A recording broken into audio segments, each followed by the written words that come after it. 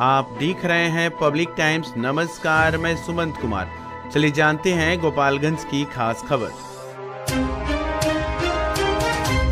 America से निर्वासित भारतीयों के समर्थन में कांग्रेस का विरोध प्रदर्शन। आपको बताते चले कि गोपालगंज में जिला कांग्रेस कमेटी के बैनर तले प्रधानमंत्री नरेंद्र मोदी के खिलाफ विरोध प्रदर्शन किया गया।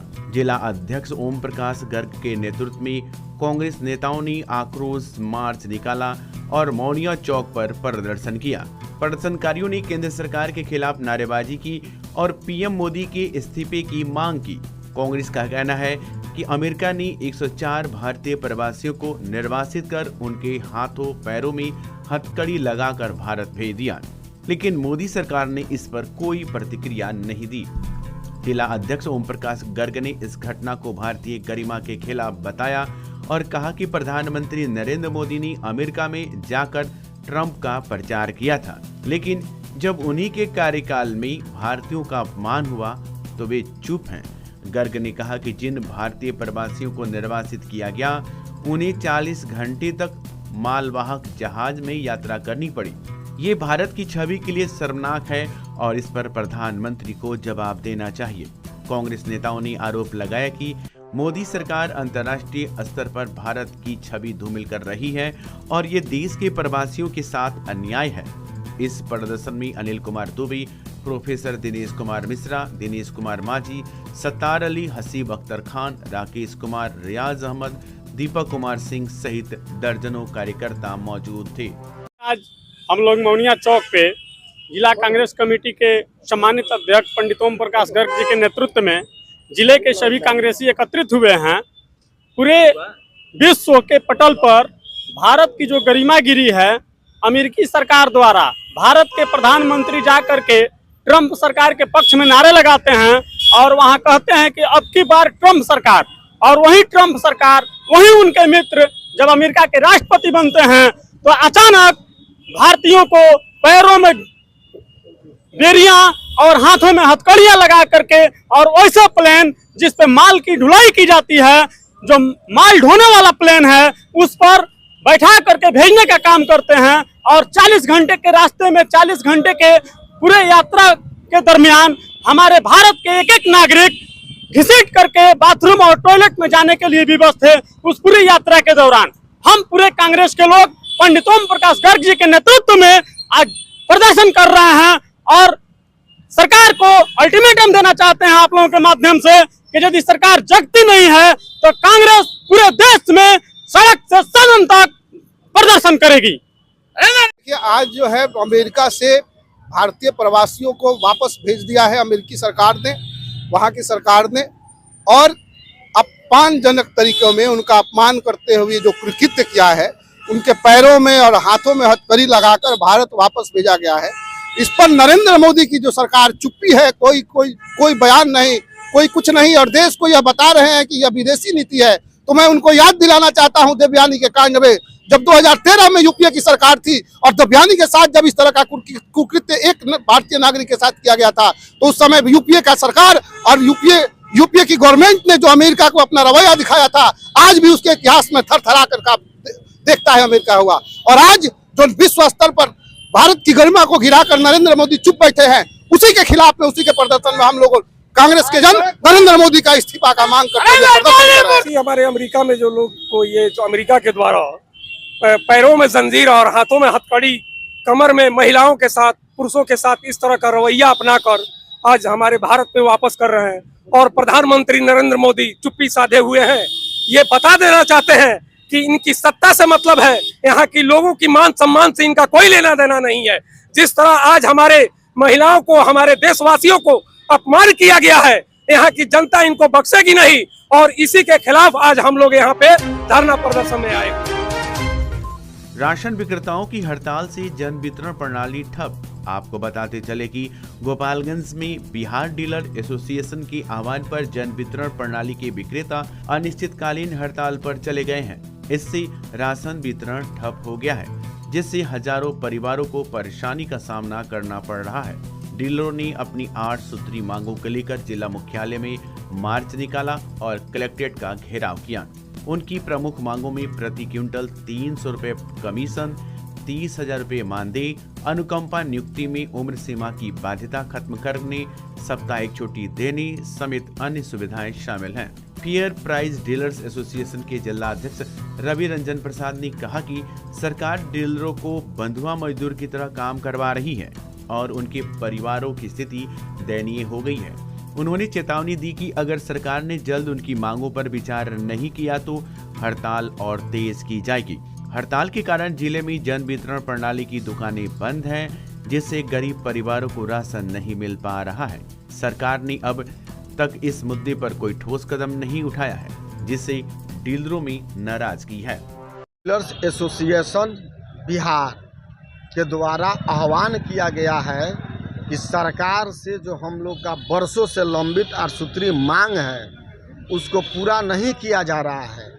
उसी को पूरा कराने के लिए हम सबों के जुझारू साथी जो जन वितरण प्रणाली के विक्रेता हैं, अमिका यादव जी, जो कि 20 जनवरी से अमरण अनशन पर पटना के गर्दनी बाग में हैं, उनके समर्थन करने के लिए बिहार प्रदेश के 38 जिला के 55,000 डीलर हम लोग अनिश्चित हड़ताल पे चले गए हैं और हम लोग उठाव और वितरण का कार्य पूरी तरह ठप कर दिए हैं।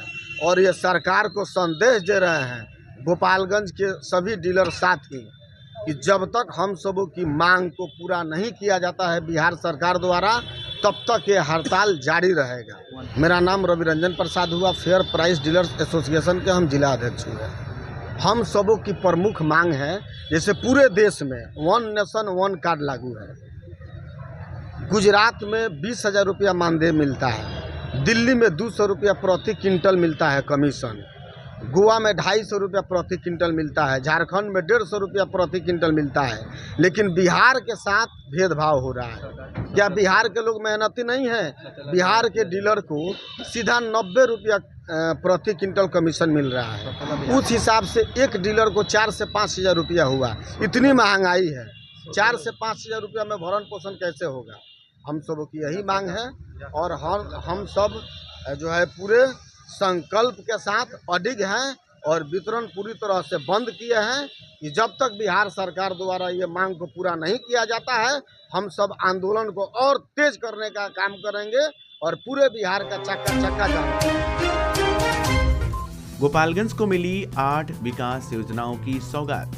मुख्यमंत्री नीतीश कुमार की प्रगति यात्रा के दौरान घोषित योजनाओं को मंजूरी मिल गई है। जिलाधिकारी प्रशांत कुमार CS ने समराली सभा कक्ष में आयोजित प्रेस वार्ता में इसकी जानकारी दी। उन्होंने बताया कि 351 करोड़ 51 लाख की लागत से सारण तटबंध का 80 से 152 किलोमीटर तक उच्चीकरण और सुदृढ़ीकरण किया जाएगा। इस परियोजना के तहत तटबंध के शीर्ष पर कालीकरण कार्य भी किया जाएगा। ये योजना गोपालगंज जिले के 6 बाढ़ प्रभावित प्रखंडों के लिए राहत लेकर आएगी। जिलाधिकारी ने कहा कि इस परियोजना से बाढ़ का खतरा कम होगा और हजारों लोगों को फायदा होगा। देखिए, माननीय मुख्यमंत्री जी के द्वारा गोपालगंज में प्रगति यात्रा 4 तारीख को किया गया है। इसके अंतर्गत माननीय मुख्यमंत्री जी के द्वारा 8 घोषणाएं किए गए हैं। लगभग 750 करोड़ लागत की ये योजना है और ये सारी योजना विभिन्न तिथियों में कैबिनेट से पारित किए गए हैं, जिसका विस्तृत विवरणी मैंने आप सब लोगों को उपलब्ध कराया है। इस सारे योजनाएं बनने से, इसका जो संक्षिप्त में मैं बताऊं तो 3 बाईपास की योजना है, एक सारण तटबंध का सुदृढ़ीकरण से संबंधित है, एक पुल का योजना है और गन्ने किसान जो हैं उनको 10 रुपये अतिरिक्त राशि देने का एक योजना है। ऐसे करके 8 योजना और उसके साथ साथ एक और बाकर पुल से लेके डुमरिया घाट तक NH का एक 4 लेन सड़क है। तो इन टोटल 8 घोषणा माननीय मुख्यमंत्री जी के द्वारा किया गया है। सारे घोषणाएं विभिन्न कैबिनेट बैठकों में सैंक्शन किया गया, जिसका लागत लगभग 750 करोड़ है। इस योजना से, इन सारे योजना धरातल पे उतरने से गोपालगंज जिला का और यहाँ के जो निवासी हैं उन सब लोगों का विकास की गति और तेज हो जाएगी। सीवान जिले का यूपी और बिहार का मशहूर जिफिसेट एकेडमी में करें सेफ्टी ऑफिसर का कोर्स और 5 से 6 महीने में बने सेफ्टी ऑफिसर। जी हाँ, जिफिसेट एकेडमी आपको दे रहा है कोर्स के दौरान ही जॉब की गारंटी।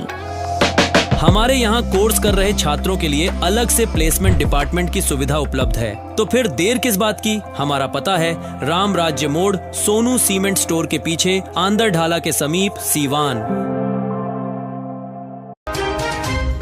3 बाल श्रमिकों को कराया गया मुक्त। आपको बताते चले कि गोपालगंज में जिला प्रशासन द्वारा की गई छापेमारी में 3 बाल श्रमिकों को मुक्त कराया गया है। राष्ट्रीय बाल अधिकार संरक्षण आयोग नई दिल्ली के निर्देश पर ये कार्रवाई की गई। श्रम अधीक्षक ने बताया कि ये बच्चे जेपीजी स्पेशल चाउमिन और ठेला पर काम कर रहे थे। सभी बच्चों को बाल कल्याण समिति को सौंप दिया गया है। उन्होंने ये भी कहा कि दोषी दुकानदारों के खिलाफ जल्द प्राथमिकी दर्ज की जाएगी और कानूनी कार्रवाई होगी। साइबर अपराधियों की गिरफ्तारी, फर्जी खातों का हुआ खुलासा। आपको बताते चले कि साइबर पुलिस ने गुप्त सूचना के आधार पर नगर थाना अंतर्गत थावे बाईपास रोड से 2 साइबर अपराधियों को गिरफ्तार किया है। गिरफ्तार आरोपियों के पास से 6 ATM card, 3 passbook, 2 SIM card और 900 रुपए नगद बरामद किए हैं। पुलिस के अनुसार आरोपी फर्जी खातों का उपयोग कर ऑनलाइन ठगी करते थे। इन खातों की जानकारी NCRP पोर्टल पर मौजूद है और हरियाणा, महाराष्ट्र, उत्तराखंड और उड़ीसा से इन पर शिकायतें दर्ज हैं। आरोपियों को न्यायिक हिरासत में भेज दिया गया है। थावे में धीमी विकास योजनाओं पर डीएम की फटकार। गोपालगंज के जिला पदाधिकारी प्रशांत कुमार CS ने थावे के विकास कार्यों की समीक्षा की और धीमी प्रगति पर नाराजगी जताई। वीडियो कॉन्फ्रेंसिंग के दौरान उन्होंने पाया कि कई कार्य अभी तक शुरू नहीं हुए हैं और मजदूरों की संख्या मात्र 15 से 20 है। उन्होंने निर्देश दिया कि मजदूरों की संख्या 200 की जाए और प्रत्येक कार्य की समय सीमा निर्धारित की जाए। गोपालगंज में 14 थाना अध्यक्षों का तबादला। पुलिस अधीक्षक अवधेश दीक्षित ने जिले में कानून व्यवस्था को सुचारू करने के लिए 14 थाना अध्यक्षों का स्थानांतरण किया है। नई नियुक्तियों में किशोर चौधरी को कटिया थाना, राजीव रंजन सिंह को माझा, कैप्टन शाहनवाज को भोरी, अनिल कुमार को मीरगंज और नेहा कुमारी को श्रीपुर थाना की जिम्मेदारी दी गई है। महाकुंभ के लिए थावे से गुजरेगी झूसी गाड़ी। आपको बताते चले कि प्रयागराज महाकुंभ के दौरान श्रद्धालु की सुविधा के लिए रेलवे प्रशासन ने 7 से 28 फरवरी तक Jhusi, Thawe, Siwan, Banarasi city ring rail अनारक्षित विशेष गाड़ी का संचालन करने की घोषणा की है। रेलवे जनसंपर्क अधिकारी अशोक कुमार ने बताया कि यह ट्रेन झूसी, गाजीपुर सिटी, छपरा, थावे, सिवान, भटनी, मऊ और बनारसी सिटी होते हुए चलेगी। प्रधानमंत्री किसान सम्मान निधि की अगली किस्त 24 फरवरी को। आपको बताते चले कि प्रधानमंत्री नरेंद्र मोदी 24 फरवरी को बिहार के भागलपुर जिले से पीएम किसान सम्मान निधि की 19वीं किस्त जारी करेंगे। ऐसे किसान जिन्होंने अभी तक अपना KYC सत्यापन नहीं कराया है, वे जल्द से जल्द इसे पूरा कर लें ताकि योजना की राशि उनके खाते में समय पर आ सके। असलम मुखिया हत्याकांड का मुख्य आरोपी गिरफ्तार। आपको बताते चले कि गोपालगंज पुलिस ने असलम मुखिया हत्याकांड के मुख्य आरोपी लाल बाबू उर्फ महताब को कोर्ट परिसर से गिरफ्तार कर लिया। पुलिस ने पहले आरोपी के घर कुर्की करने की कार्रवाई की थी, जिसके बाद वह कोर्ट में आत्मसमर्पण करने आया। पुलिस ने उसे मौके पर ही गिरफ्तार कर लिया। तो पब्लिक टाइम्स पर खबरों के लिए जुड़े रहिए। वीडियो को लाइक और शेयर जरूर करें। धन्यवाद और आपका दिन शुभ हो।